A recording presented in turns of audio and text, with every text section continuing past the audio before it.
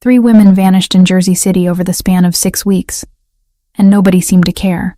Not the police, who filed reports and forgot names. Not the media, too busy chasing bigger stories.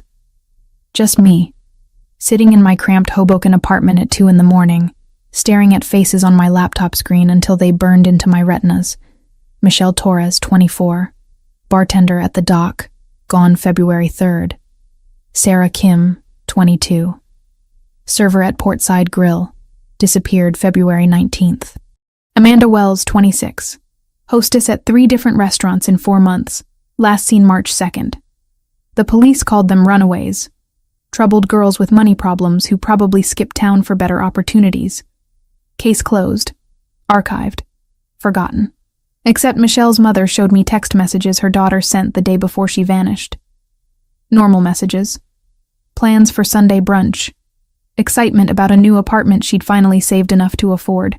Sarah's roommate told me about the carefully organized belongings left behind. Laptop, phone charger, the vintage camera Sarah treated like a child. Amanda's cousin worked with her at the last restaurant. Said Amanda seemed nervous those final days, but wouldn't explain why. These weren't women running toward something. They were women running from something. Or worse, women who never got the chance to run at all.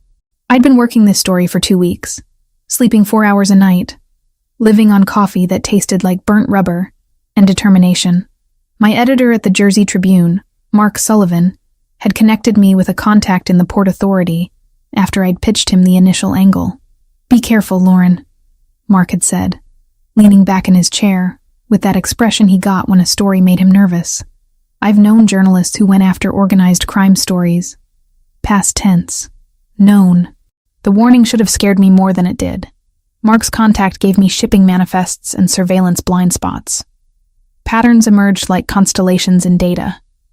All 3 women worked within a 2-mile radius of the port. All had accumulated debt. Student loans, medical bills, credit cards maxed from trying to survive in a city that chewed up people like them and spit out the bones. All received job offers in the weeks before vanishing. Better pay, flexible hours, opportunities too good to refuse. I traced their last known locations through security footage from neighboring businesses, interviews with coworkers, credit card transactions that painted timelines in purchases and geography. Every trail ended at the same point. An abandoned warehouse on the eastern edge of the port, tucked between operational facilities like a rotten tooth in an otherwise functional mouth. Tuesday night, I drove past it for the first time. Didn't stop. Just rolled by slowly in my beaten Honda, windows down despite the March cold, camera in my lap. The building slouched against the night sky, windows dark and broken, graffiti climbing the walls like ivy. Nothing moved. Nothing suggested the place was anything but forgotten infrastructure waiting for demolition. Wednesday night, I parked 3 blocks away and walked. Stayed in shadows, kept my phone on silent, took photos from behind a chain-link fence. At 11:47, 2 SUVs with no license plates pulled up to a side entrance. 4 men emerged, speaking a language I didn't recognize but later realized was Spanish. They disappeared inside for 23 minutes. When they emerged, they were carrying nothing, but their body language had changed. Purpose instead of caution. Thursday night, I brought better equipment. A camera with a telephoto lens I'd borrowed from a photographer friend who owed me a favor. I positioned myself on the roof of an adjacent building, uncomfortable but with clear sight lines. More vehicles, more men, and this time, near midnight, something that made my blood crystallize in my veins. Women being led from one building into another, moving in a line like paper dolls, heads down, shoulders curved inward. I took 63 photos. Didn't realize until I was back home, hands shaking as I imported them to my laptop, that I'd captured more than I'd intended. In photo 37, a man stood illuminated by headlights, face turned toward the camera by accident or instinct. Sharp features, cold expression, scar cutting through his left eyebrow. In photo 42, he directed others while something that looked very much like a weapon glinted at his hip. I'd documented what appeared to be human trafficking, and I'd photographed faces. Friday morning, I sent the preliminary material to Mark along with a message. Need a few more days to confirm details. Before stepping inside, I sent Mark my live location and opened 911 on the keypad, one thumb press away. I also mirrored my camera roll to cloud as a dead man's switch. If they took my phone, they'd still get the pictures, and I'd still be found. This is bigger than missing persons. His response came back in under a minute. Lauren, be extremely careful. People who do this kind of work don't leave witnesses. Check in with me daily. I noticed the silver sedan that afternoon, parked across from my apartment building when I left for my shift at the coffee shop where I worked 3 days a week to supplement freelance income. Still there when I returned at 7. Could have been coincidence. Probably was, except it was parked in the same spot Saturday morning. Different angle, but same car. Same tinted windows that prevented me from seeing who sat inside.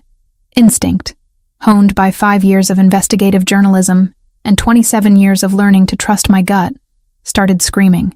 I didn't photograph it, didn't confront it. Just noted the make and model, newer Nissan, well-maintained, nothing remarkable except its persistent presence, and started varying my routes. Checking over my shoulder. Locking doors I usually left unbolted. Monday, I made the connection I'd been searching for.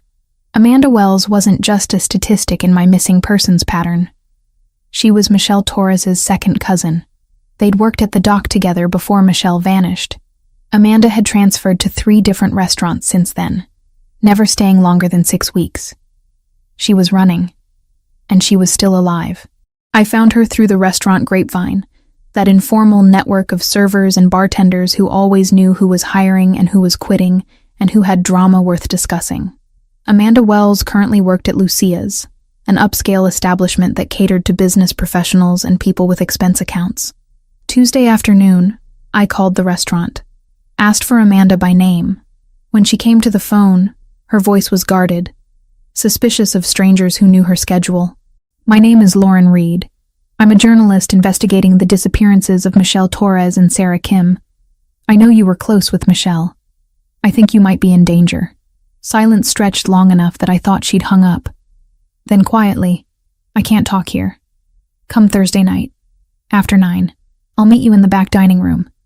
Amanda. Thursday. That's all I can do. The line went dead. I should have felt relief. Progress. A witness willing to talk. Instead, dread settled in my stomach like swallowed stones. Thursday evening, I drove to Lucia's through streets slick with earlier precipitation. The restaurant sat in a gentrified section of Jersey City, where old warehouses had been converted into expensive lofts and artisanal coffee shops charged $7 for lattes. Lucia's occupied the ground floor of a renovated brick building, warm light spilling from tall windows. People visible inside, laughing and eating like the world was safe and predictable. I parked 2 blocks away. Checked my surroundings 3 times before locking the car. The silver sedan wasn't visible, but that didn't mean it wasn't there. Inside, Lucia's was elegant, without being pretentious. Dark wood, soft lighting, the smell of garlic and wine and fresh bread. A hostess greeted me with professional warmth. I asked for a table in the back. She led me through the main dining area to a quieter section with only 4 tables, currently empty, except for my presence. Your server will be right with you, she said, leaving me with a menu I barely saw. I ordered coffee when the server appeared. Nothing else. My stomach was too tight for food. At 8:53, Amanda emerged from the kitchen area. I recognized her from the photo her cousin had given me. Curly dark hair pulled back, large brown eyes that had seen too much. She glanced my way, nodded almost imperceptibly, then disappeared back through the kitchen doors. Waiting. Everything in journalism was waiting. At 9:12, 2 men entered the restaurant. They moved differently than the other patrons. Scanning rather than looking, assessing rather than admiring. They requested a table near the entrance, positioning themselves with clear views of exits. One of them had a scar through his left eyebrow. Photo 37. The enforcer from the warehouse. Here. Now. My coffee cup rattled against the saucer when I set it down. The 2 men hadn't looked my way yet, but they would. Eventually. I was the only person sitting alone in the back section, and men like that notice details. Amanda emerged again, carrying plates to another section. Our eyes met. She saw where I was looking. Fear washed across her face like water. I needed to leave, needed to get out before they connected me to the photos, to the investigation, to the fact that I knew what they were. But the bathroom was past their table. The kitchen entrance required walking directly in front of them. The only exit was blocked. My phone was in my purse. I could call 911. Say what? That scary men were eating dinner? That I had photos of possible criminal activity, but hadn't reported it yet because I wanted a complete story first? Amanda appeared at my table so suddenly I jumped. Her hands shook as she placed a water glass I hadn't requested in front of me. She leaned close, voice barely audible. They've been asking about someone matching your description. Someone who was photographing the port area last week. You need to go. Now. I can't. They're between me and the door. Then, she glanced around desperately. I don't know. I don't know what to do. Neither did I. For the first time in my career, I had no plan, no backup, no clever way out. Just rising panic and the certainty that I'd made a critical error in judgment by coming here. The napkin dispenser Thursday night. I didn't wait for courage to grow reckless. The moment the two men took the entrance table and started mapping exits like professionals, I texted Mark a code word we'd agreed on months ago. Not blue. And walked straight into the kitchen as if I worked there. A busser held the door for me on reflex.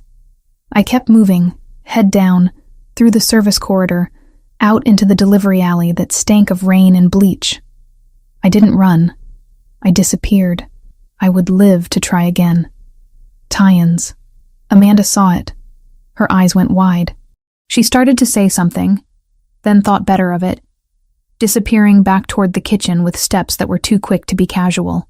The men at the front table were talking to each other now, glancing occasionally toward the back section. Toward me. One of them pulled out his phone. I was out of time. Friday arrived with a sky that promised more precipitation before the night ended. By the time I drove back to Lucia's, darkness had settled over Jersey City, and the first drops were already streaking my windshield. I should have canceled. Should have called Amanda and told her we'd meet somewhere public and safe in daylight.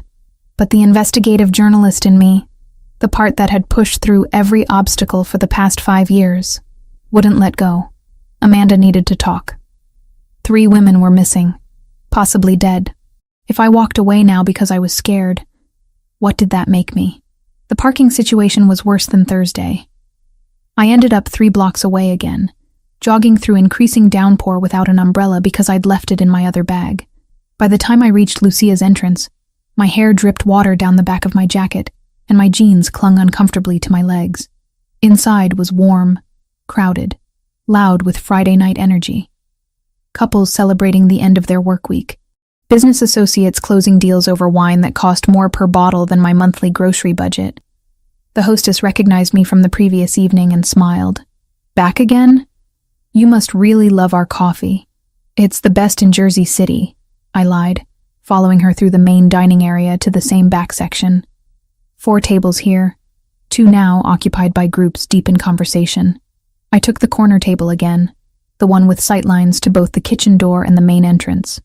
Amanda appeared within 5 minutes. She set down a water glass and coffee without making eye contact, voice barely audible over ambient noise. He said you'd come back. The guy who was asking questions about photographers. Ice crystallized in my veins. When did he ask? Yesterday. Showed my manager a picture. Grainy, like from a security camera. Asked if anyone recognized the woman. Her hand shook as she adjusted the water glass unnecessarily. I told him I'd never seen you before. I don't know if he believed me. Amanda, I can't stay. They're watching me, too. Whatever you're doing, stop. Those women who disappeared? That's what happens when you ask too many questions. She turned to leave, then paused. I get off at 10:30. If you're still alive by then, meet me at the 24-hour diner on Grove Street, 3 blocks north. She walked away before I could respond, weaving between tables with practiced efficiency. I should have left immediately. Paid for the coffee I hadn't touched, and disappeared into the rainy night before whoever was asking questions showed up in person. But leaving meant walking past the entrance, making myself visible, confirming that yes, the woman in the grainy photo was here, was real, was foolish enough to return. So I sat, watched the entrance like a prey animal tracking predators, checked my phone. 9:43. Mark had sent 3 messages asking for check-ins. I typed back, "At Lucia's. Meeting source. We'll call after." 9:57. A family of 4 was seated 2 tables away, the children arguing about dessert options. Normal. Safe. Everything I wasn't. 10:04. The 2 men entered. I recognized them instantly despite never seeing them this close. The one with the scar through his left eyebrow moved with the confidence of someone who'd hurt people and enjoyed it. His companion was shorter, stockier, with the build of someone who lifted weights religiously. They spoke to the hostess, requested seating near the entrance. They weren't here for dinner. The hostess led them to a table that gave them clear views of every exit. Professional positioning, the kind that came from training or experience or both. Scar Eyebrow's gaze swept the restaurant methodically, cataloging faces, dismissing most, pausing on mine for 2 seconds longer than necessary. My heart rate tripled.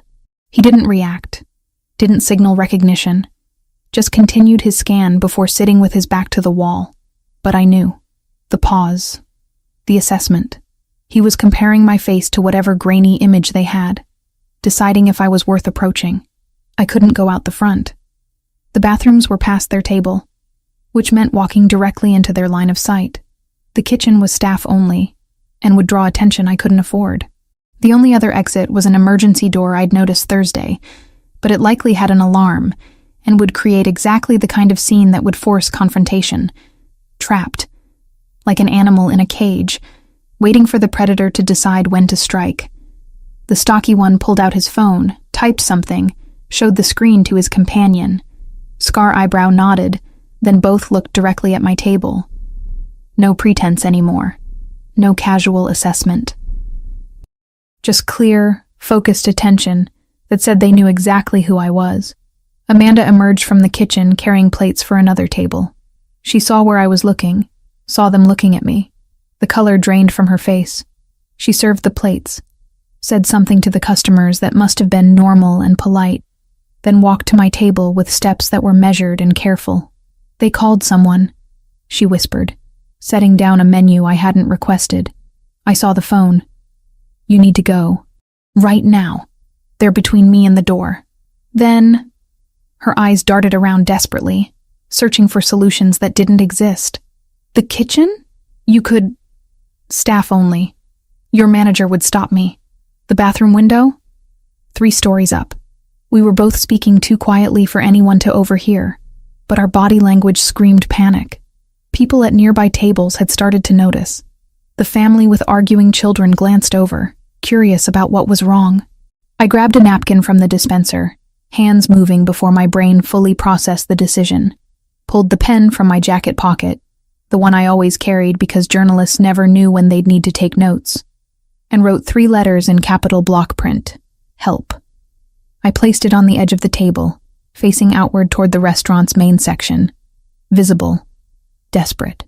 The kind of thing a person did when they'd exhausted every rational option and had nothing left but hope that someone, anyone, would see and understand and care. Amanda stared at it. "What are you?" "Go. Now. Before they connect you to me." I kept my voice steady, despite the terror clawing at my throat. 10:30. Grove Street. "If I'm not there, call the police and tell them everything you know." She opened her mouth to argue, thought better of it, and fled toward the kitchen with the kind of speed that would have been unprofessional under any other circumstances. The 2 men were standing now, not walking toward me yet, but positioned like they were about to. Scar Eyebrow said something to his companion. The shorter man nodded and started moving toward the bathroom corridor, cutting off my only remaining potential escape route. This was it. The moment where my investigation ended, where I became another statistic, another missing woman whose family would spend years searching for answers that would never come. Except someone was watching. Table 12. 4 men in expensive suits, the kind of carefully tailored clothing that suggested wealth and power. I hadn't paid attention to them before, too focused on my own survival to notice other diners. But now I saw the way they sat, alert, aware, positioned with the same professional spacing as the cartel enforcers. And the man at the head of their table wasn't looking at his companions or his drink or the menu. He was looking at me. Dark hair swept back from a face that was all sharp angles and controlled intensity. Even from this distance, I could see his eyes tracking my expression. The napkin on my table. The two men now moving with clear purpose toward my location. He saw the message, saw the threat, processed the situation in the span of 3 seconds. Then he made a gesture so subtle I almost missed it. Just a slight movement of his hand. But his companions reacted immediately, positions shifting with practiced coordination. 2 of them stood and relocated themselves with seeming casualness. Except their new positions happened to place them directly between me and the approaching enforcers. The man from table 12 stood. He moved with the unhurried confidence of someone who'd never been afraid of anything in his life. Crossed the distance to my table in smooth strides that ate up space without appearing rushed. He sat down across from me without asking permission. Reached across the table. Picked up the napkin with my desperate plea written on it, and folded it calmly before placing it in his jacket pocket. "You're having a difficult evening," he said. His voice was low, controlled, with an accent I couldn't quite place. Not quite American, something Mediterranean bleeding through despite clear English. His eyes held mine with an intensity that made it hard to breathe. "I'm going to help you, but you need to do exactly what I say. Do you understand?" I nodded because words had abandoned me entirely. "What's your name?" "Lauren." It came out barely above a whisper. "Lauren Reed." "Lauren." He repeated it like he was testing the weight of it. "I'm Gabriel. Those men who are currently reconsidering their approach. Do you know why they're interested in you? I'm a journalist. I've been investigating disappearances. I took photos near the port. I think I photographed them without realizing it." His expression didn't change, but something flickered behind his eyes. Recognition, understanding, or perhaps calculation. "And now they've found you." "Yes." Gabriel glanced toward the 2 enforcers, who had stopped their advance and were now engaged in what looked like a tense conversation with Gabriel's men. "They're going to leave now. But this isn't over. They know where you live, where you work, everyone you've talked to. You understand that, yes?" The reality of it hit me like cold water. "Yes." "Then you're coming with me." Not a request, not a suggestion. Those men answer to people who won't hesitate to make you disappear, and they're currently deciding whether to cause a scene in a public restaurant or wait for a more opportune moment. He stood, placed a hand on my shoulder. Firm, possessive. A clear signal to everyone watching. "Gather your things. We're leaving through the front entrance. Stay close to me." My body moved on autopilot. Grabbed my phone, my keys, my jacket. Stood on legs that felt disconnected from my brain. Gabriel kept his hand on my shoulder, guiding me toward the entrance like we were together. Like this was normal. Like I hadn't just written a plea for help, because I thought I was going to die. The 2 enforcers watched us approach. Scar Eyebrow's hand disappeared inside his jacket. Gabriel's men positioned themselves strategically, blocking any potential confrontation. For 5 seconds, the tension was so thick I could taste it. Metallic, sharp, dangerous. Then Scar Eyebrow's hand emerged empty. He nodded once, a gesture that somehow conveyed both retreat and promise of future confrontation. He and his companion walked out the front door ahead of us, disappearing into the rain-soaked night. Gabriel guided me out seconds later. The rain had intensified into a downpour that immediately soaked through my jacket. A black SUV with tinted windows idled at the curb, engine running, driver barely visible through the storm. Gabriel opened the back door and maneuvered me inside before following. The door closing with a solid thunk that felt impossibly final. "Drive," he said to the front seat. "Fort Lee, the secure location." The SUV pulled away from Lucia's, leaving behind the warm light and the witnesses and the illusion of safety I'd tried to maintain. I finally found my voice. "Who are you?" Gabriel looked at me with an expression that wasn't quite sympathetic, but wasn't cold either. Something in between. Someone who just made a lot of complications for himself by interfering in cartel business. But we can discuss that when you're somewhere they can't get to you. He paused. Though I suppose you deserve honesty. My name is Gabriel Ricchetti. My family controls port operations in this area, has for 3 generations. The men who were hunting you work for people trying to take our territory, which means you've accidentally walked into the middle of a war you didn't even know was happening. Mafia. He was Mafia. I'd asked a crime boss for help, and he'd actually provided it. The irony would have been funny if I wasn't still shaking from adrenaline and terror, and the realization that I'd just traded one kind of danger for another. The safe house in Fort Lee wasn't what I expected. Not that I knew what to expect from a Mafia hideout, but this felt less like a prison and more like an expensive hotel suite someone had fortified against invasion. Bulletproof windows. Reinforced door with 3 separate locks. Camera feeds showing the building's exterior on a monitor in the living room. Comfortable furniture in neutral tones that suggested a professional decorator rather than criminal pragmatism.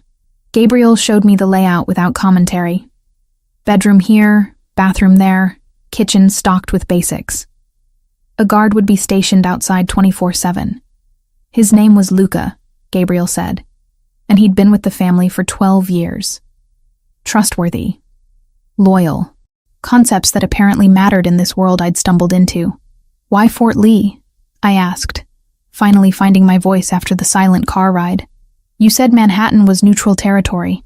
This is still New Jersey. Still my territory. But Fort Lee has infrastructure we've maintained for years. Security systems, safe routes, people who know not to ask questions. Gabriel studied me with those unsettling dark eyes. You'll be comfortable here. More importantly, you'll be alive. He left before I could process whether that was reassurance or threat. Alone in the apartment, I locked myself in the bathroom and threw up. Adrenaline crash, terror belatedly catching up, the reality of my situation finally penetrating the shock that had insulated me since Lucia's. I'd asked a crime boss for help. He'd provided it. And now I was in his safe house, under his protection, which meant under his control. The woman staring back at me from the mirror looked younger than 27. Hair still damp from rain, mascara smudged beneath eyes that hadn't slept properly in weeks, the hollows in my cheeks more pronounced than they'd been before I started this investigation. I looked like exactly what I was. Someone in over her head, drowning, grasping at lifelines without checking if they were anchored to solid ground or sinking ships. My phone had 7 missed calls from Mark. I called him back, rehearsing excuses even as it rang. Lauren. Thank God. Where are you? Why didn't you meet your source? Something came up. I'm safe. I'll explain tomorrow. That's not good enough. Those messages you sent earlier, you sounded scared. What happened at Lucia's? I couldn't tell him. Couldn't say I'd been rescued by the Ricchetti family, that I was currently locked in one of their properties, that the line between journalist and compromised had blurred beyond recognition. Just trust me. I'm following a lead. I'll check in tomorrow morning, I promise. Mark's silence stretched long enough that I thought the connection had dropped. Then, Lauren, I've been in this business 30 years. I know when a reporter's in trouble. If you need help, real help, you call me. Immediately. Understand? I understand. I ended the call before he could push further, guilt sitting heavy in my stomach alongside the lingering nausea. The apartment had Wi-Fi. Of course it did. Probably monitored, probably tracked, but I needed information more than I needed privacy. I spent the first night researching Gabriel Ricchetti, compiling a profile the way I would for any investigative piece. The Ricchetti family had controlled port operations in northern New Jersey for 3 generations. Started with legitimate shipping in the 1950s, expanded into less legitimate ventures by the 1970s. Protection rackets, loan sharking, gambling. Nothing as brutal as drugs or human trafficking. There seemed to be lines even organized crime didn't cross, at least not publicly. Gabriel had assumed control 8 years ago after his father was killed in what newspapers called a targeted assassination by Russian competitors. He was 36. Never married, according to public records, though one gossip blog mentioned a long-term girlfriend who died 3 years ago. No children. No scandals. Just a carefully maintained presence at charity events and business functions. The respectable face of a family business that operated in shadows. While researching, I kept thinking about my parents. About the drunk driver who'd killed them on Route 80 5 years ago. About how he'd gotten 18 months for vehicular manslaughter and was released in 9 for good behavior. About how the system that was supposed to deliver justice had failed spectacularly, leaving me with grief and rage and nowhere to direct either. Now I was trusting a criminal to provide the justice that same system couldn't. The irony burned like acid reflux. But maybe that's why I wasn't more terrified. Gabriel operated outside the law, but at least he was honest about it. He didn't pretend to be something he wasn't. Didn't promise fairness while delivering corruption dressed in legal terminology. Gabriel returned the next morning with coffee from a place that clearly took the craft seriously. Rich, smooth, none of the bitterness I'd grown accustomed to from my own cheap beans. "You didn't sleep?" he observed, settling into the chair across from where I sat on the sofa. "Neither did you." The shadows under his eyes matched mine. "I had calls to make, arrangements to confirm." He sipped his own coffee, studying me over the rim. "Tell me everything about your investigation. Start from the beginning. Don't leave anything out." So I did, laid out the entire timeline.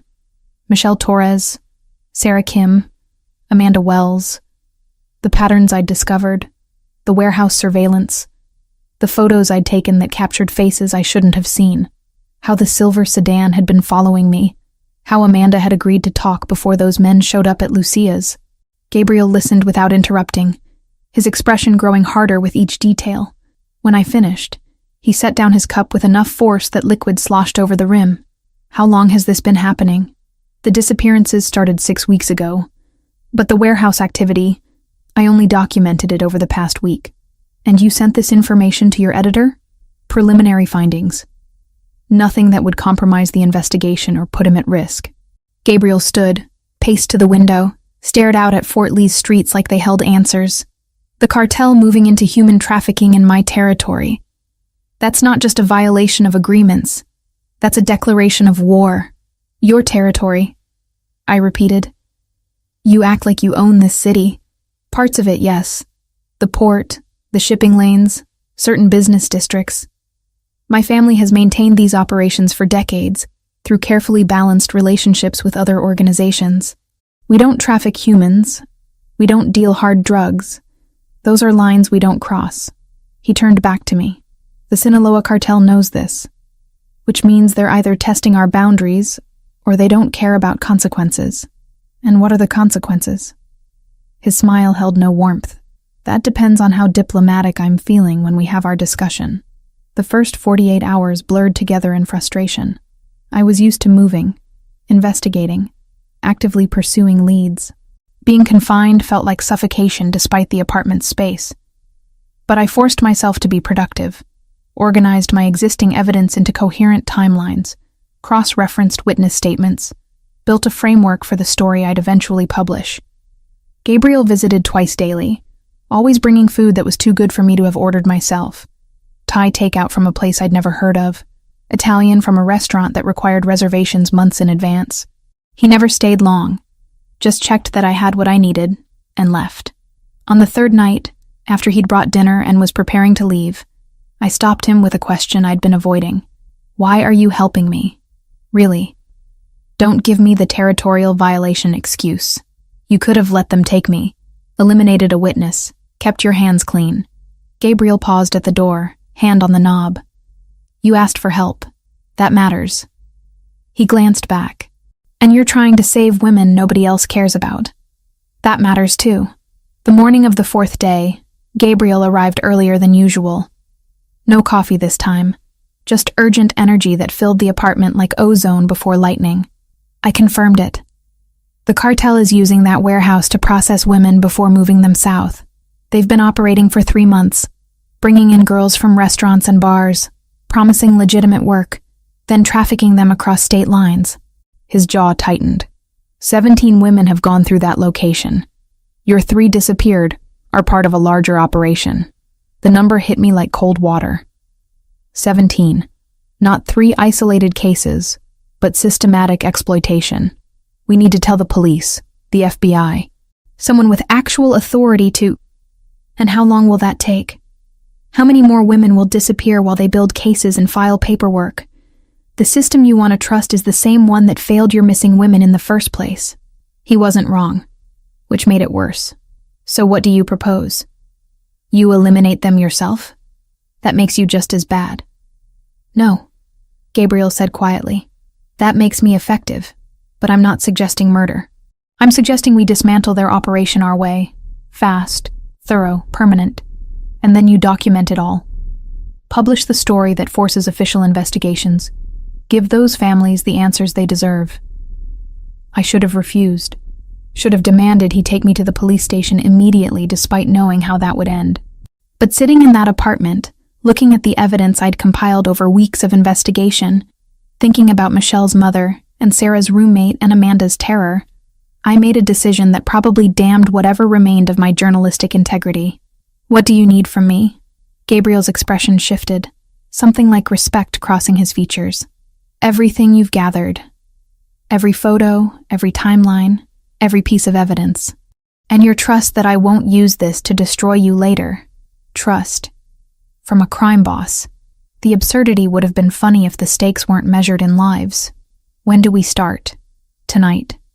But first, you're going to tell me exactly what that silver sedan looked like. Because if cartel enforcers were following you, they know where you live. And that means anyone connected to you is a potential target. Amanda. Mark. My landlord who'd seen me coming and going. The barista at my regular coffee shop who knew my order by heart. Everyone became collateral damage in a war I'd triggered by trying to expose the truth. I gave Gabriel the details, watched him relay information to people whose names I didn't know, orchestrate protection for civilians who had no idea they needed it. In that moment, seeing him work with brutal efficiency to minimize harm, I understood why his family had maintained power for generations. It wasn't just violence and intimidation. It was this: the careful calculation of risk, the strategic deployment of resources, the cold pragmatism that accomplished in hours what bureaucracy would take months to fail at. And I understood something else. I wasn't a captive in this apartment. I was a collaborator. The distinction mattered, even if the consequences would be identical. Gabriel's proposal came with morning coffee on the 5th day. He set 2 cups on the kitchen counter and leaned against it with the kind of casual confidence that made the apartment feel smaller. I need you to make a decision, he said without preamble. Either we work together to dismantle this operation properly, or I take you to the nearest FBI field office and let the system handle it. Your choice. The system. The same bureaucracy that had let Michelle Torres's case go cold in 48 hours. The same machinery that filed reports and forgot faces while women disappeared into shipping containers bound for the border. What does working together mean? You give me everything you've collected. I use my resources to confirm details, track movements, identify key players. You organize it into something that forces official action once we've already extracted the victims. He paused. And you trust that I won't use any of this against you later. Trust. The word sat heavy between us. And in return, you get the story. Real justice for those families. And you stay alive long enough to publish it. I should have negotiated. Should have demanded guarantees, protections, something more concrete than his word. Instead, I heard myself say, "When do we start?" The next 2 weeks rewired my understanding of investigative journalism. Gabriel didn't just have sources. He had infrastructure. People embedded in Port Authority, customs, shipping companies. Within 3 days, he'd confirmed that the warehouse operation had been active for 3 months. 17 women processed through that location. Most moved to secondary sites in Texas and Arizona, before disappearing completely into trafficking networks. Mark's contact in the Port Authority provided independent verification, unaware he was corroborating intelligence from organized crime. I spent 12-hour days cross-referencing shipping manifests with surveillance footage Gabriel's people had acquired through methods I deliberately didn't ask about. Building timelines, mapping routes, creating documentation that could survive legal scrutiny. Amanda Wells called on day 6. Gabriel's security had tracked her down.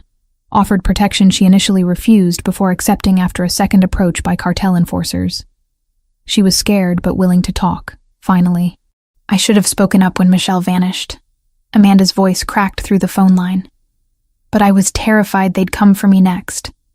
After I turned down their job offer, 2 other girls from Lucia's accepted. Maria Hernandez and Chloe Grant. Both disappeared last week. 2 more names for my growing list. 2 more families waiting for answers.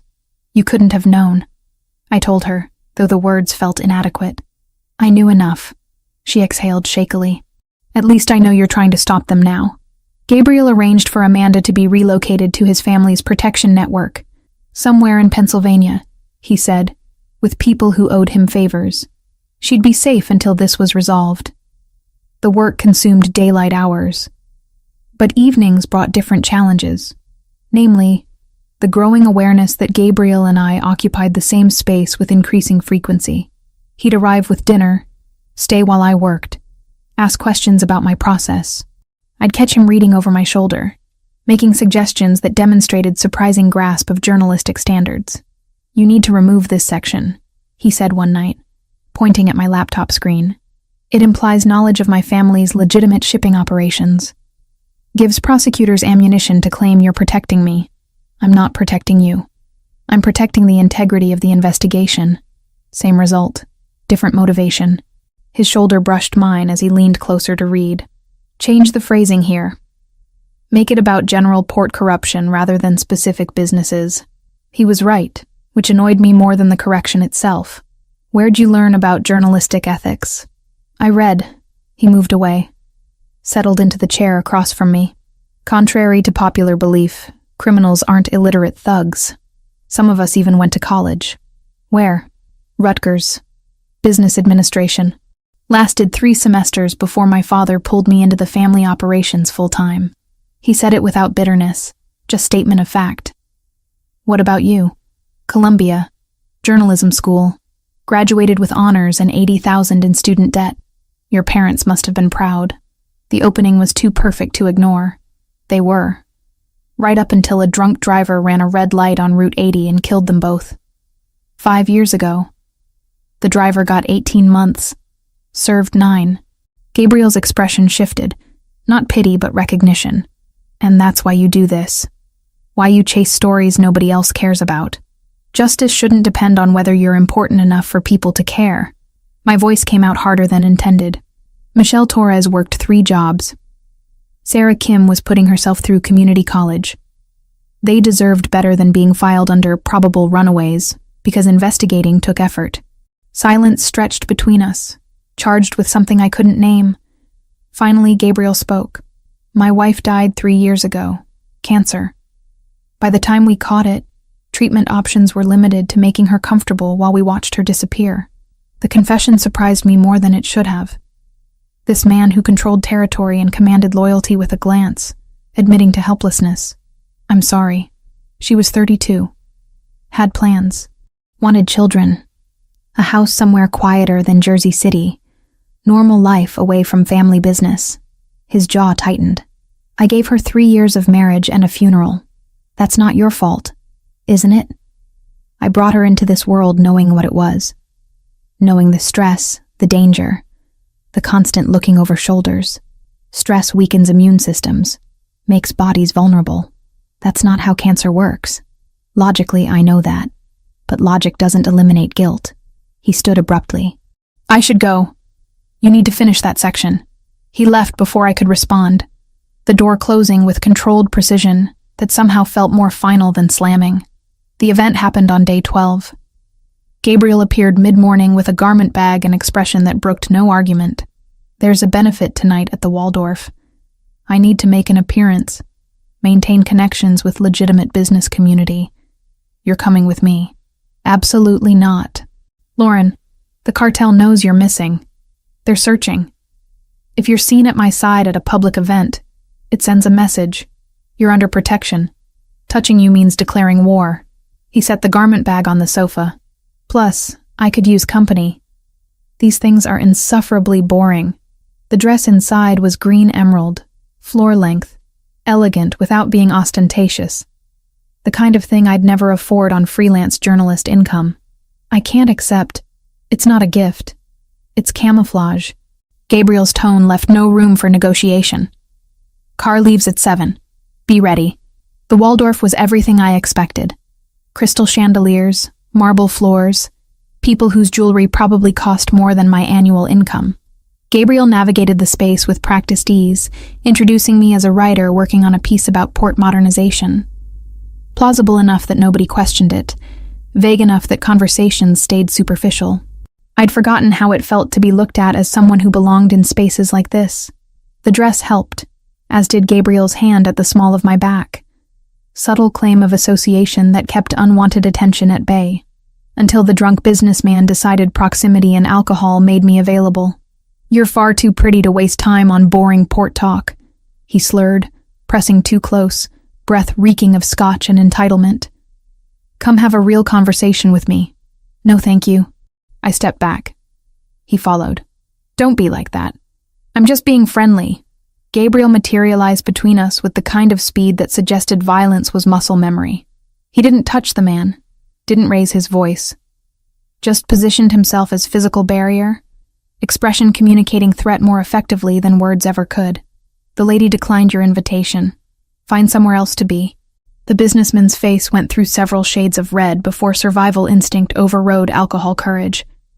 He retreated, muttering excuses nobody cared to hear.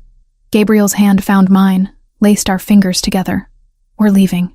The car ride back to Fort Lee happened in charged silence.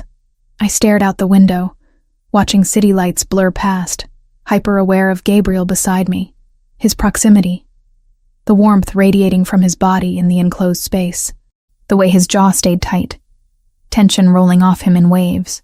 "You didn't need to do that," I finally said. "Yes, I did.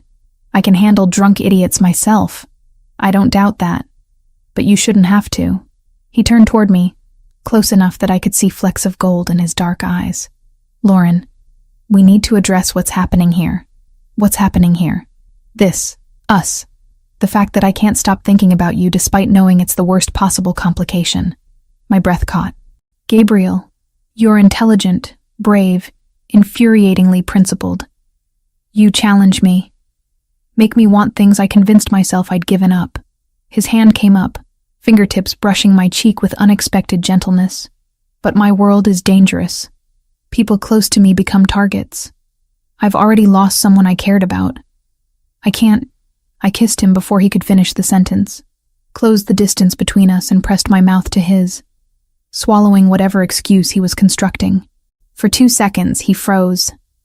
Then something in him broke. His hand tangled in my hair, pulling me closer as he kissed back with intensity that stole my breath. The driver cleared his throat. We'd arrived at the Fort Lee apartment, idling in the underground parking garage. Gabriel pulled away, breathing hard, forehead resting against mine. "This is a terrible idea. Probably. I'm not good for you. That's my decision to make." He kissed me again, softer this time, before the car door opened and reality reasserted itself. We made it to the apartment without speaking, tension crackling between us with every step. Inside, rational thought evaporated.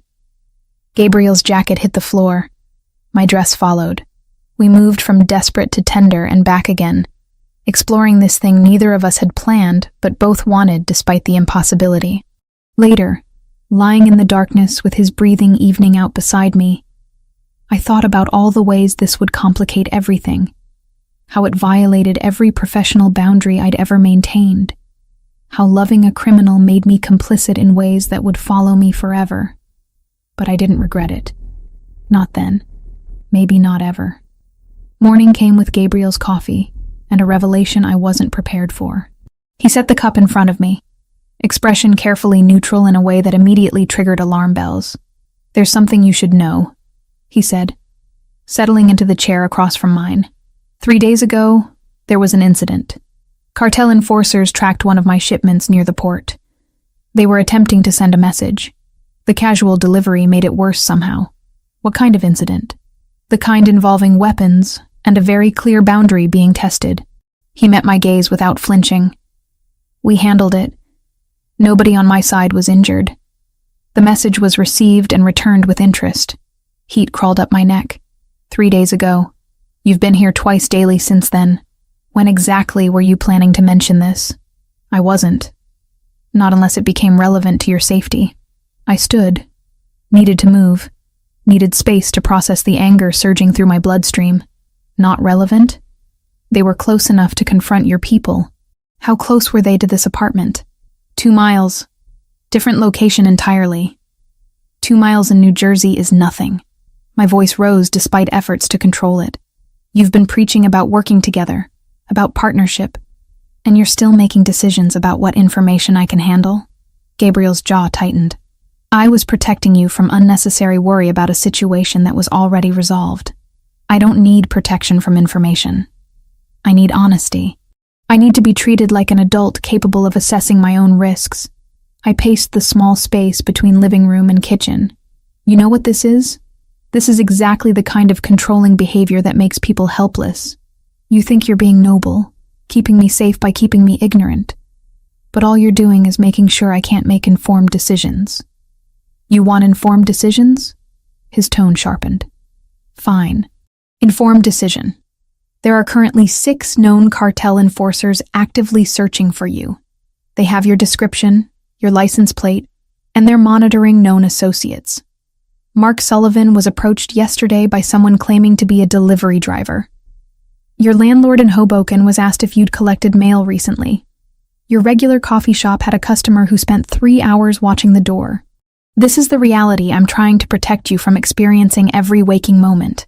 The details landed like physical blows. Mark, my landlord, the barista who knew my order and always asked about my day. You should have told me, I said. Quieter now, but no less firm. I can handle scary truths. What I can't handle is discovering I'm making decisions based on incomplete information, because someone decided I'm too fragile for reality. Silence stretched between us, heavy with unspoken implications. Gabriel stood slowly, moved to the window, stared out at Fort Lee with tension visible in every line of his body. I don't think you're fragile. I think you're extraordinary. That's the problem. His voice dropped, rough with something I couldn't name. I've spent 8 years controlling everything. Territory, operations, threats. Control means survival in my world. But you, he turned partially, profile sharp against morning light. You challenge that. Make me want to share control instead of hoarding it, and that terrifies me more than any cartel. The admission caught me off guard, vulnerability seeping through cracks in his carefully maintained armor. Then let me in, I said, not as someone to protect, but as someone fighting beside you. Trust that I can handle the truth. Even when the truth is that people you care about are at risk because of your association with me. Especially then. Because hiding it doesn't change the reality. It just means I can't prepare. Gabriel nodded slowly, some of the tension bleeding from his shoulders. Agreed. Complete honesty from this point forward. About threats, about operations, about everything that affects your safety. But in return, you trust my judgment about tactical decisions. I've been managing these situations for years. Sometimes my instinct will tell me to move fast or hold back, and you need to trust that experience. I can do that, as long as you explain the reasoning afterward. Deal. The argument left us both drained, edges of adrenaline making the apartment feel smaller. Gabriel returned to his chair, scrubbed hands over his face in a gesture that made him look younger, more human than the controlled crime boss persona he typically projected. My wife used to hate this too, he said quietly. The way I'd shut her out when things got dangerous. She'd accuse me of treating her like delicate glass instead of the woman who chose to marry into this life knowing exactly what it meant. The mention of his wife surprised me. He rarely brought her up without prompting. What was her name? Sophia. She was a teacher. Elementary school. Complete opposite of this world. A sad smile ghosted across his face. She wanted normal, house in the suburbs, kids, PTA meetings. I kept promising her soon, after this deal, after that consolidation. Always soon, never now. She knew what she was getting into when she married you. Knowing intellectually and living with the reality are different things. By the time she got sick, I'd given her 3 years of marriage and a lifetime of delayed promises. He stood, walked to the window with restless energy. When she died, I told myself I'd never do that again. Never bring someone into my world who deserved better. Never make promises I couldn't keep about normal futures. My throat tightened. Gabriel, then you wrote help on a napkin and looked at me like I was someone who could still be good, despite everything. He turned, eyes holding mine with intensity that made breathing difficult. You're not her. You're nothing like her. You understand this world's darkness because you've reported on it. You're not asking for normal, but maybe that's why I can do this again. Because with you, I'm not pretending to be something I'm not. The confession stripped away pretense, leaving raw honesty that resonated in my chest. I crossed to him, stopped close enough to feel his warmth. My parents died because a drunk driver valued his convenience over their lives, I said. The justice system gave him 18 months. He served 9. That taught me something important. Institutions fail. They fail constantly, systematically, deliberately. So I stopped waiting for them to work and started forcing them to notice. That's what journalism is for me. Not objective reporting, but aggressive accountability. That's why you're here. Why you didn't walk away when you should have. I'm here because 3 women deserved better than being filed under probable runaways. Because 17 more deserve rescue before they disappear completely. And because sometimes justice requires working with people the system considers criminals. Gabriel's hand came up, cupped my face with unexpected gentleness. We're quite a pair. The crime boss and the crusading journalist. Terrible idea on paper. Worst possible combination. His thumb brushed my cheekbone. But somehow it works. The kiss was different this time. Less desperate, more deliberate. Like we were acknowledging something that went beyond physical attraction into territory neither of us had planned to navigate. His phone shattered the moment, sharp ring cutting through intimacy. Gabriel pulled away reluctantly, answered with clipped efficiency. When? How many? Secure the routes. I want eyes on every approach. And get me those surveillance feeds immediately. He ended the call, expression hardening into the controlled mask I'd come to recognize as operational mode. What happened? Intelligence just confirmed the cartel is moving their operation. They're planning to transport all remaining women out of the warehouse in 72 hours, moving them to secondary locations in Texas before the trail goes completely cold. 72 hours, 3 days. The window we'd been waiting for was closing faster than expected. Then we move now. No, we plan now. Move strategically. Rushing gets people killed. Both my people and the women we're trying to save. He was already pulling up files on his phone, sending messages. I need to coordinate with my contacts, verify logistics, ensure FBI positioning is ready without compromising operational security. What do you need from me? Finish compiling your evidence into the anonymous package. Make it airtight. Dates, locations, photographic documentation, witness statements. Something that forces immediate federal action even if the source can't be verified. While I'm handling tactical elements, you're building the legal case that keeps those women from being re-trafficked after we extract them. The division of labor made sense. His expertise in operations, mine in documentation. We spent the next 6 hours working in parallel focus, occasionally exchanging information but mostly existing in shared determination.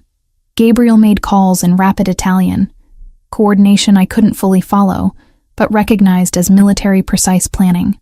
I organized 63 photographs, 17 victim profiles, 40 pages of timeline analysis into a packet that would make any investigator's job simple.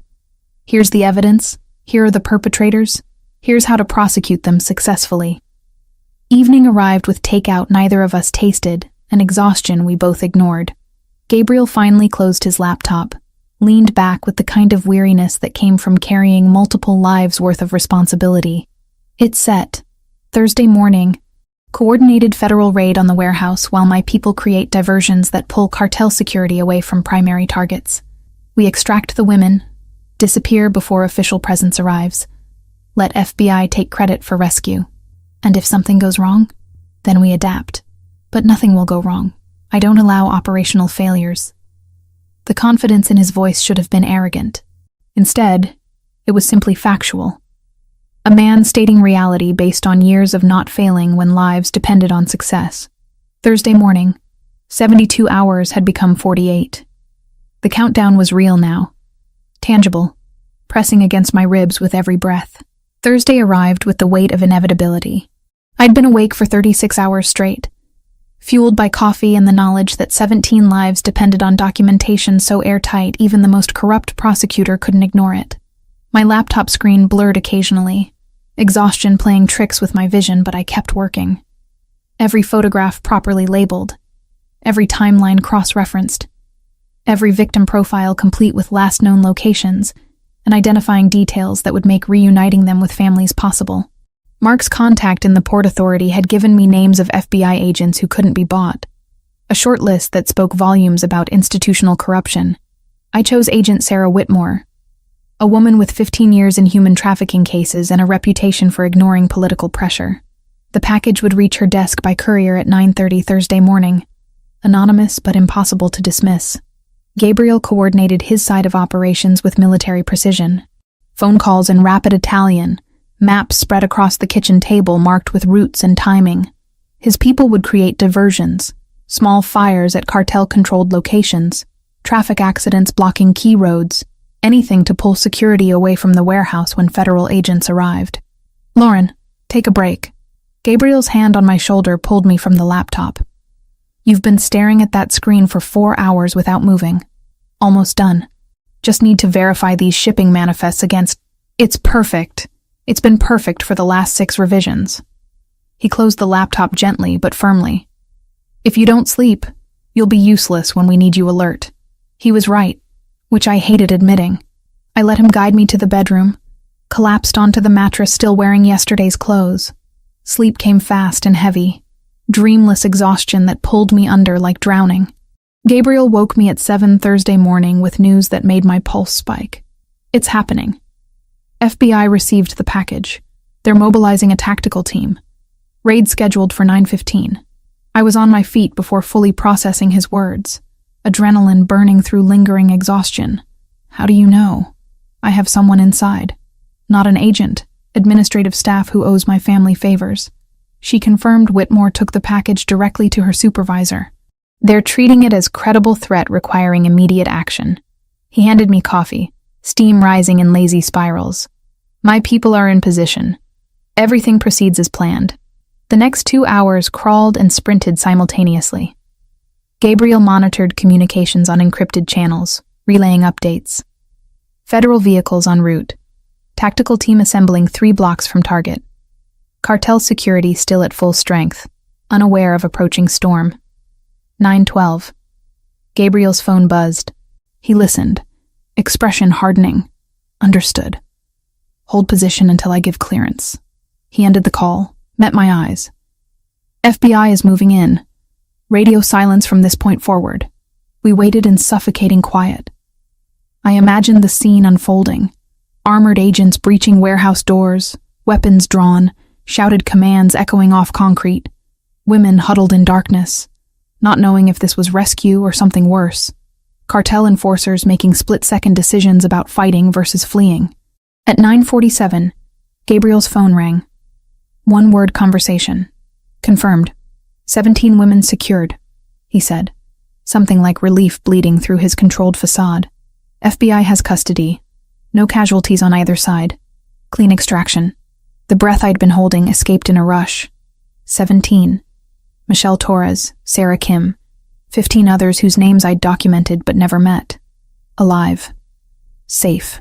Being processed through systems that would reconnect them with families and provide support services I'd carefully listed in my anonymous package. "Michelle and Sarah?" I asked, needing confirmation. "Both accounted for. Physically unharmed, though psychologically." He trailed off. "We both understood trauma didn't need visible wounds to be devastating." "And the third? The one from my original investigation?" Gabriel's expression closed. "Dead. 2 weeks ago. She tried escaping through a window. Fell 3 stories. Cartel disposed of the body in the river.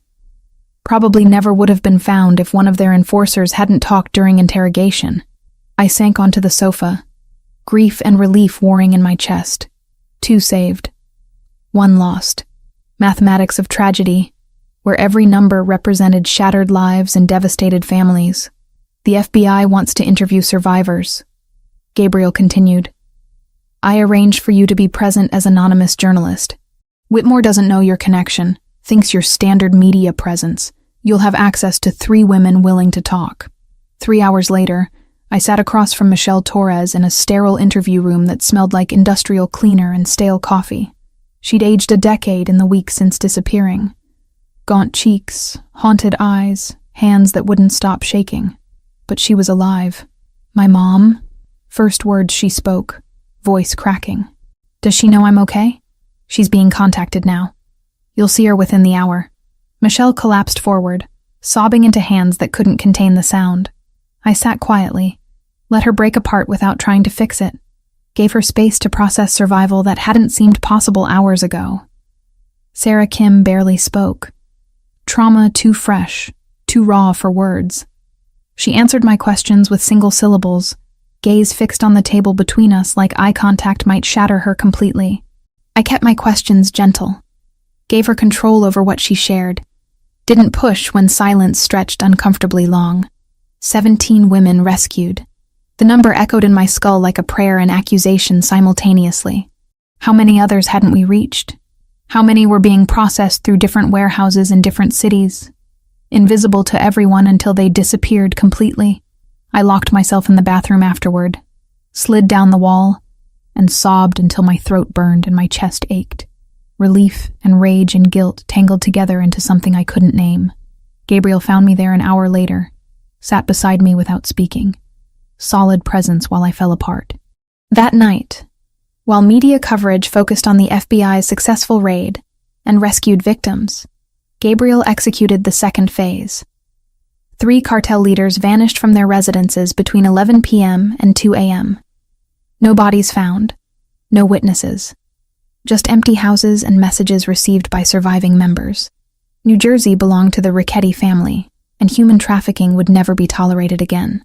The retaliation came 30 hours later. Friday evening, I was organizing interview notes when Gabriel's phone exploded with alerts. Get to the bedroom. Now. What? Someone leaked your location. They're coming. I ran. Made it 3 steps before the apartment's main door shattered inward, wood splintering around reinforced locks that bought seconds but not safety. Gunfire erupted. Sharp cracks that made my ears ring even through walls. Gabriel's security returning fire, Luca's voice shouting coordinates in Italian, more shots answering from the stairwell.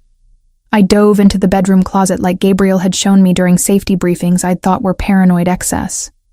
Reinforced walls, panic button hidden behind hanging clothes. I pressed it, heard distant alarms trigger, and prayed backup would arrive before bullets found their way through drywall. The shooting stopped as suddenly as it started. Silence rushed in, somehow more terrifying than noise. Then Gabriel's voice, tight with barely controlled fury. Lauren, are you hit? No, I'm okay. I emerged from the closet on shaking legs. The apartment looked like a war zone. Bullet holes pocking walls, overturned furniture, broken glass everywhere. And Luca on the floor, blood spreading across his shirt, breathing too fast and shallow. Back at Columbia, I'd taken the newsroom's disaster reporting module, the grim one with tourniquets and pressure dressings. It wasn't a degree, but it meant I didn't freeze when blood appeared. My medical training kicked in despite trembling hands. Pressure on the wound, elevation, keep him conscious and talking. You're going to be fine, I told him, voice steadier than I felt. Ambulance is coming. Just stay with me. Luca's eyes found mine, unfocused but aware. Did my job, he whispered. Kept you safe. You did. You absolutely did. I pressed harder, felt warm blood seeping between my fingers. Now let me return the favor and keep you alive. Gabriel appeared beside me, phone pressed to his ear, demanding ambulance arrival times with barely contained violence. When he ended the call, he looked at Luca with expression I'd never seen. Raw fear badly disguised as anger. The hospital waiting room had industrial tile floors and lighting that made everyone look half dead. I sat with Luca's blood drying on my hands, shirt, jeans. Couldn't bring myself to wash it off yet. Felt like abandoning him somehow. Gabriel paced. Phone calls in Italian, each conversation brief and brutal. Ordering responses I didn't want to imagine. When they finally let us see Luca, I almost cried again. He looked smaller in the hospital bed, chest wrapped in sterile bandages, skin too pale against white sheets. Gabriel stood at the bed's foot, knuckles white gripping the rail. He has a daughter, Gabriel said quietly. 8 years old, plays soccer. I hadn't known. 6 weeks of working together, and I'd never asked Luca about his life outside protection duty. I'm so sorry. He chose this. That's what loyalty means. Gabriel's voice cracked slightly. But he shouldn't have needed to choose. We stayed until nurses insisted on rest. Drove back to Fort Lee in silence, heavy with unspoken understanding. This couldn't continue. The cartel would keep coming until someone ended the war permanently. Gabriel made the final call from the destroyed apartment.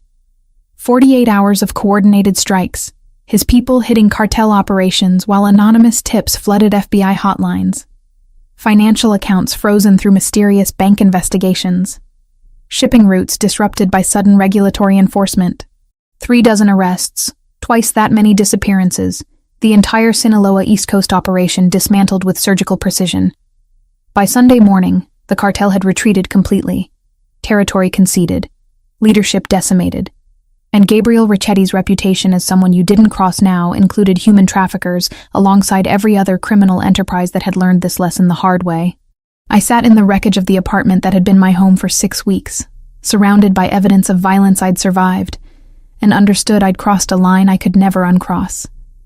I wasn't just reporting on this world anymore. I was part of it. 3 weeks after the raid, I sat across from Mark Sullivan in his cluttered office at the Jersey Tribune, watching him read my story for the 5th time. He'd printed it out, made notes in red pen that bled through the margins like wounds. His reading glasses kept sliding down his nose. He'd push them up, squint at a paragraph, shake his head, continue reading. "This is dynamite," he finally said, setting the pages down with deliberate care. "National-level investigative journalism. Pulitzer-worthy, if I'm being honest." He removed his glasses, met my eyes directly. "It's also going to make a lot of powerful people very uncomfortable." "Good. That's the point." "Lauren." He leaned back, chair creaking under his weight. "I've been in this business 30 years. I know when a reporter has a source, and I know when they have something more than that." His voice dropped. "Whatever protection you had during this investigation, whoever provided it, they left fingerprints all over this story.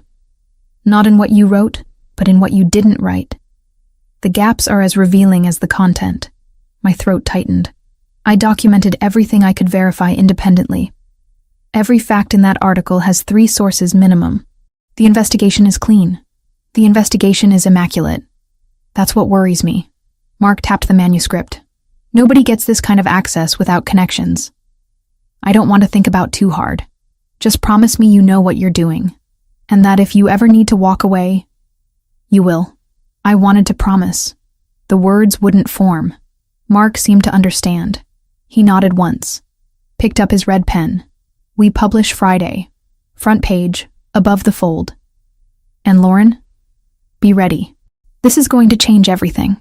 The story ran with a headline that made my hands shake. "Invisible no more. Inside the human trafficking network that operated in plain sight.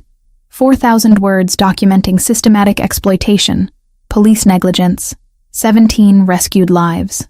I wrote about Michelle Torres's mother who never stopped searching. Sarah Kim's roommate who filed reports the police ignored. Amanda Wells's courage in escaping when accepting seemed safer. I mentioned an anonymous source with extensive knowledge of criminal operations in the port area, exactly once, buried in paragraph 12. Everything else came from official documents, survivor interviews, FBI confirmation. Gabriel existed nowhere in my published work except as carefully constructed absence. By Monday, the story had been picked up by the Associated Press. Tuesday, it was trending on social media. Wednesday, 3 major newspapers offered me staff positions with salaries that seemed fictional. Thursday, I received notification that the article had won the New Jersey Press Association's award for investigative journalism. Professional success I'd dreamed about for 5 years arrived all at once, and it felt hollow. I couldn't celebrate publicly with the person who'd made it possible. Couldn't thank Gabriel in speeches or interviews. Couldn't acknowledge that justice had required collaboration with someone the system defined as criminal. Mark called Friday evening.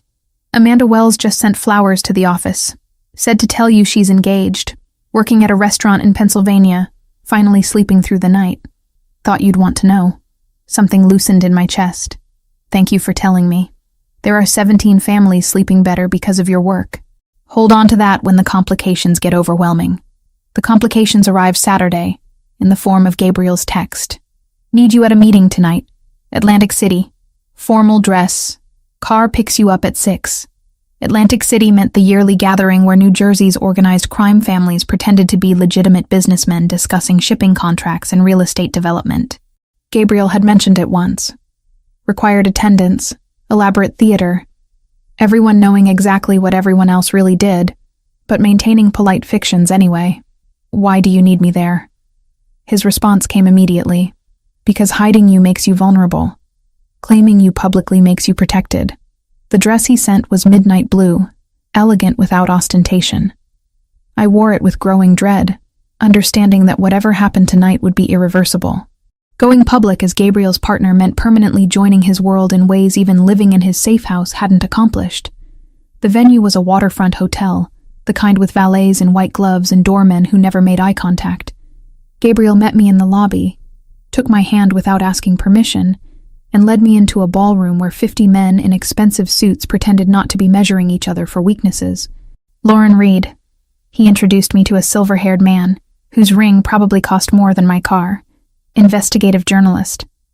The one who broke the trafficking story. The man's eyes sharpened with recognition. Impressive work. Those families owe you everything. His gaze shifted between us, calculating. And you're here with Gabriel. How interesting. That word, interesting, carried implications I felt in my bones. We made rounds through the room, Gabriel introducing me consistently, clearly, as his, not his date, not his guest, but unmistakably his partner in ways that transcended a single evening. I shook hands with men whose names I recognized from police files, smiled at women who wore diamonds like armor, participated in conversations about port modernization that were really about territory and control. Then Anthony Ricchetti cornered us near the bar. He was shorter than Gabriel, stockier, with the kind of face that suggested charm layered over cruelty. 42, according to Gabriel's briefing. Ambitious since childhood. Frustrated by always being second. Cousin, Anthony's smile didn't reach his eyes. Introducing your journalist to everyone. Bold move. Not bold. Necessary. Gabriel's hand found the small of my back.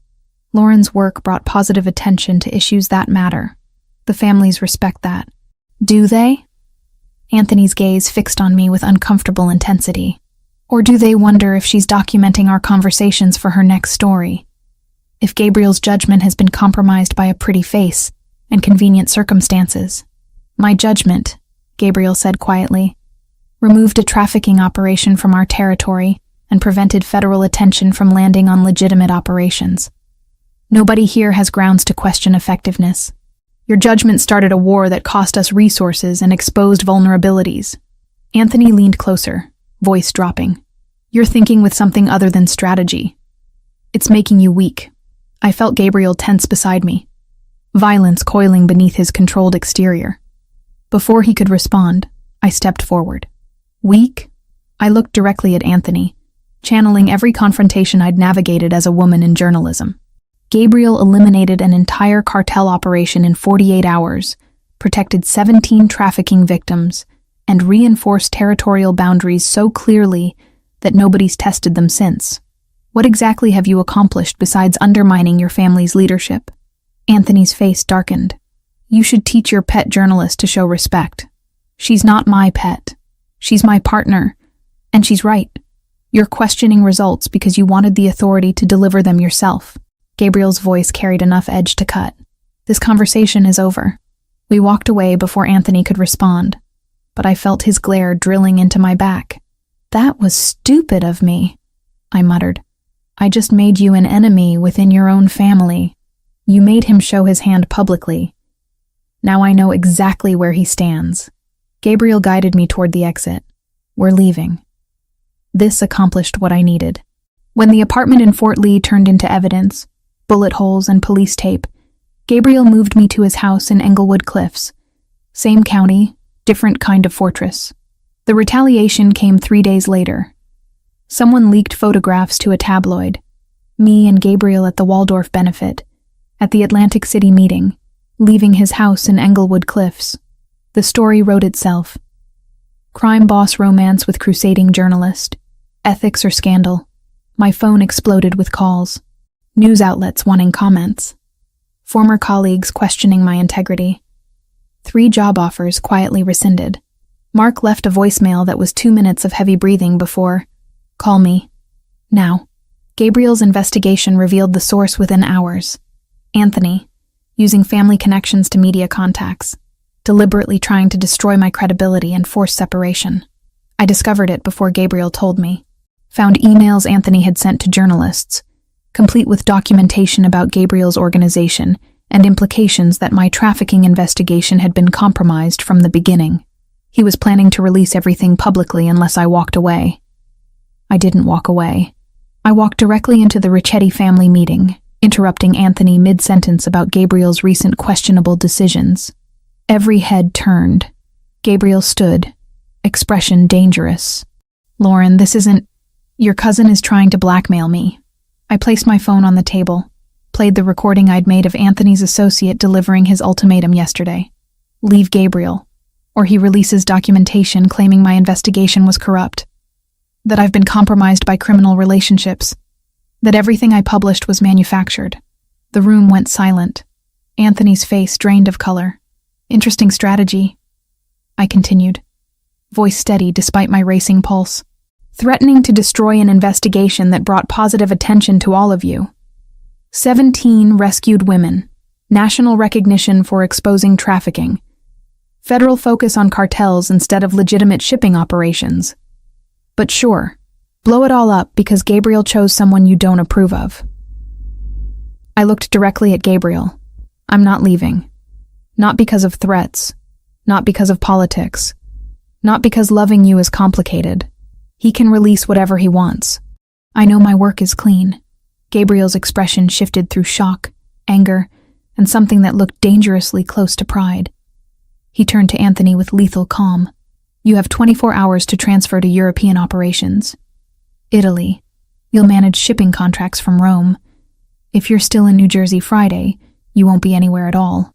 Anthony opened his mouth to argue. The man beside him, older with authority that didn't require volume, shook his head once.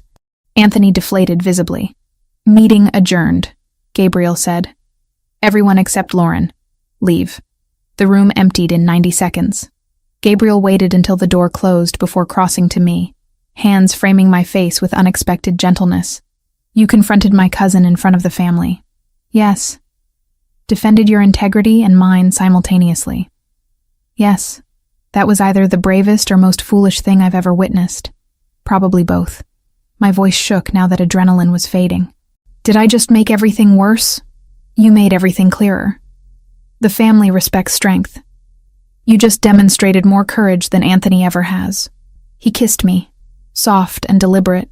"He leaves for Rome Monday.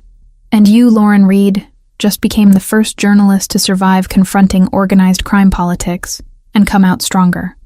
Luca found me the next day at the Tribune offices, walking almost normally despite the chest wound that had nearly killed him 3 weeks ago. "Wanted to say thanks. For the soccer ball you got my daughter. She won't stop talking about the nice lady who saved her dad. You saved me first. That's the job." He smiled, the first genuine expression I'd seen from him. "But you didn't have to care afterward. Most people don't." He handed me an envelope. "From Gabriel. Instructions for if things go bad. Plans, contacts, escape routes. He wants you prepared." The envelope felt heavy with implications. "Insurance policy and love letter combined. Tell him I said thank you. Tell him yourself. He'd prefer that." Mark pulled me aside that afternoon, closed his office door, and studied me with 30 years of editorial experience written in every line on his face. "You're not leaving Gabriel. No. This is going to follow you. Every story you write, someone will question your objectivity. Every investigation, someone will claim you're protecting criminal interests. I know. And you're okay with that? I thought about 17 rescued women. About justice that required working outside systems designed to fail. About loving someone the world said I shouldn't, for reasons that made sense on paper but ignored everything that mattered. I'm okay with it. Are you okay with keeping me on staff? Mark was quiet for a long moment. Your work is impeccable. That hasn't changed. But Lauren, no more organized crime investigations. Write about corruption, about injustice, about all the things you're passionate about. Just give me one area where I don't have to wonder if your personal life is affecting your judgment. Deal. I drove to Englewood Cliffs that night, let myself into Gabriel's house with the key he'd given me last week. Found him in the study, surrounded by paperwork, looking exhausted and impossibly beautiful in the desk lamp's glow. Anthony's gone, he said without looking up. Took the first flight to Rome this morning. Won't be returning. Good. The family sent messages of support. Apparently your performance impressed people I didn't expect to impress. Also good. He finally looked at me. You know this is permanent now. Public knowledge, family politics, all of it. There's no going back to anonymity. I crossed to him, settled into his lap, felt his arms come around me automatically. Good thing I wasn't planning to go back. Gabriel's laugh was soft against my neck. Quite a pair we are. Terrible on paper. Absolutely catastrophic. His lips found mine. But somehow it works. Later, lying in his bed with city lights filtering through windows, I thought about all the ways my life had transformed in 8 weeks. From desperate journalist writing help on a napkin to this. Partnership that defied categories. Love that existed in spaces between law and morality. Choices that would define me forever. I didn't regret any of it. Not the complications, not the compromises, not the permanent mark this world had left on me. Some stories required living inside them to tell properly. This was mine. And I was just beginning. 6 months disappeared faster than I expected. The trafficking story became a case study in journalism programs, won awards I'd stopped counting, opened doors I'd previously only dreamed about walking through. The Tribune kept me on staff with a salary that let me pay off student loans and a title that sounded impressive on business cards. But the real work happened in quieter spaces. Investigations into municipal corruption that exposed 3 city council members taking bribes, a series on inadequate elder care facilities that forced regulatory reforms, stories about injustice that didn't require navigating organized crime politics or questioning my objectivity every time I submitted copy. Mark never asked directly if I was still with Gabriel. He didn't need to. The move from Fort Lee to Englewood Cliffs wasn't exactly subtle, and my new address appeared on paperwork he filed with HR. He just nodded when I told him, offered one piece of advice. Keep your professional reputation spotless. Give nobody ammunition to question your work. I took that seriously. Every investigation triple-sourced. Every claim documented beyond reasonable doubt. My writing became sharper, more precise, knowing that scrutiny would follow everything I published. The house in Englewood Cliffs felt like home faster than my Hoboken apartment ever had. Space to think, without walls closing in. Garden where I could actually breathe outdoor air without car exhaust. Gabriel's presence filling rooms with the kind of comfort I'd never expected to find, with someone whose world operated so far outside mine. Luca recovered completely from the chest wound that nearly killed him. He showed up one Saturday with his daughter Sophia, 8 years old with gap-toothed grin, and soccer ball she insisted I sign despite my protests that I knew nothing about sports. You saved my dad, she informed me with the absolute certainty only children possess. That makes you family. Family. The word meant something different now than it had 6 months ago. Gabriel's people treated me with respect that evolved past professional courtesy into genuine acceptance. I wasn't just the boss's girlfriend. I was someone who'd proven herself in ways they understood, standing ground against Anthony, refusing to be intimidated, choosing this life with full knowledge of its complications. Gabriel taught me Italian in the evenings, patient with my terrible pronunciation, amused when I confused vocabulary in ways that changed entire meanings. I forced him to museums on Sunday afternoons, art galleries he claimed to hate, but studied with intensity that suggested otherwise.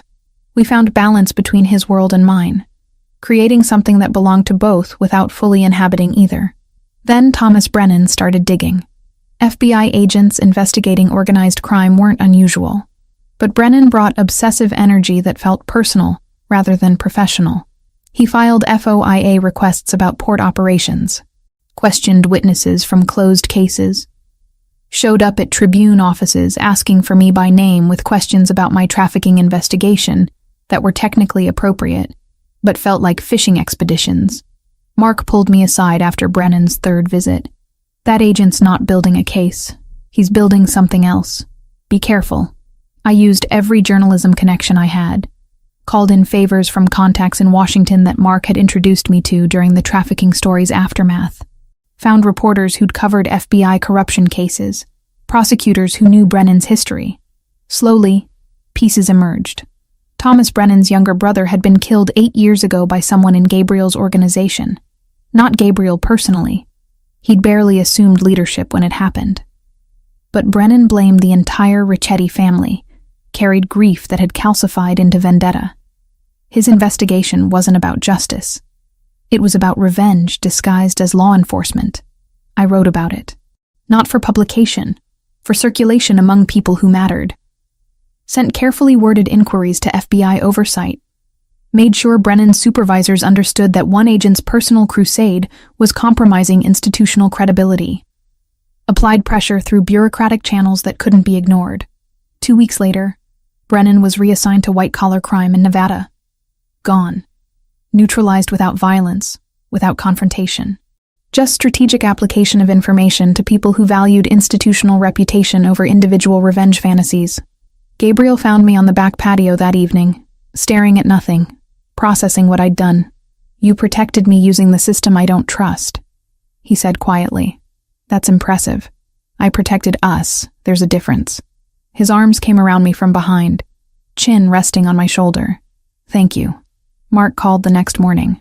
Amanda Wells sent a message. She's engaged, working at some restaurant in Pennsylvania that does farm-to-table cuisine. Says she sleeps through the night now. Wanted you to know the happy ending stuck. I cried about that. Relief and joy and lingering grief for the woman we hadn't saved tangling together. 17 rescued, 1 lost. Mathematics that never stopped hurting even when celebrating victories. The proposal happened on an ordinary Sunday morning. Gabriel making coffee while I organized notes for an investigation into construction fraud in Newark. Domestic routine we'd fallen into without conscious decision. He set a cup beside my laptop, kissed the top of my head, then said, "Marry me." I looked up. He wasn't joking, wasn't dramatic. Just Gabriel being direct in the way that made everything else seem complicated by comparison. "That's not really a question." "Marry me?" he repeated with hint of amusement. "Better? Why?" "Because you're the center of everything that matters. Because I want legal documentation that you're permanently mine. Because waking up next to you every morning for the rest of my life sounds like the only future worth having. No ring, no prepared speech. Just honesty delivered with morning coffee, and implications that terrified and thrilled simultaneously. Yes, the wedding happened 2 weeks later. Small ceremony at the house with judge who owed Gabriel's family favors and didn't ask uncomfortable questions. Luca stood as Gabriel's witness. Mark showed up as mine, looking uncomfortable in formal attire but smiling genuinely when I walked into the garden where Gabriel waited. I wore champagne instead of white, truth in advertising, with dress that cost less than the shoes Gabriel's cousin's wife suggested I buy. Simple, elegant, mine. The vows weren't traditional. We wrote them ourselves. Honest about challenges we'd face, promises we could actually keep. Gabriel spoke in English and Italian, voice steady despite intensity in his eyes. I spoke about choosing this life consciously, about loving him despite and because of complications, about building something that honored both our truths. When the judge pronounced us married, Gabriel kissed me like we weren't standing in front of witnesses. Like this moment had rewritten futures that had seemed impossible 6 months ago. The reception was quiet dinner with the dozen people who mattered most. Luca made a toast about finding family in unexpected places. Mark offered dry commentary about journalists' terrible decision-making that made everyone laugh because they knew he meant it affectionately. Sophia presented a drawing of me and Gabriel she'd made at school. Crayon stick figures holding hands with enormous smiles. That night, lying in bed as husband and wife instead of partners navigating undefined territory, Gabriel traced patterns on my shoulder and asked, "Any regrets?" Not one. Even knowing how complicated this makes everything? Especially knowing that. I turned to face him. Simple would have been boring anyway. 3 months later, I sat in my home office working on the construction fraud investigation, documenting illegal waste disposal, bribery schemes involving city inspectors, safety violations that had nearly killed workers, important work that didn't involve organized crime except tangentially. Gabriel appeared in the doorway carrying plates of pasta he'd cooked himself, another skill I'd discovered after moving in. His cooking surpassed mine by embarrassing margins. Take a break.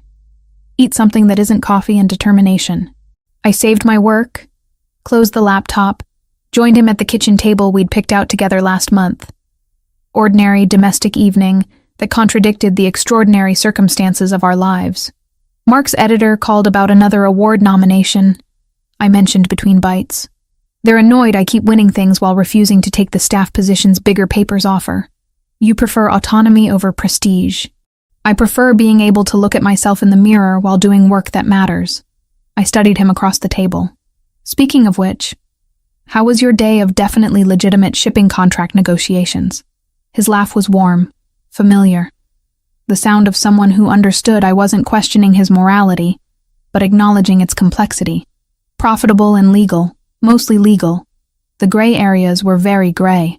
As long as nobody got trafficked or murdered, I'm declaring success. Such high standards from my wife. My wife. The phrase still felt new. Would probably always feel slightly surreal. We finished dinner, cleaned up together, fell into the evening rhythm we'd constructed from 2 very different lives. Later, in bed with city lights filtering through windows, Gabriel pulled me close and whispered something in Italian I'd learned meant, "My heart." I whispered back in fractured Italian that made him smile. Telling him I loved him in a language I was still learning, would probably always be learning. Just like I'd always be learning how to navigate the impossible life we'd chosen together. Some stories didn't have neat endings. Some involved living daily in spaces between right and wrong, justice and compromise, love and complications. This was mine, and I'd make that choice again every single morning.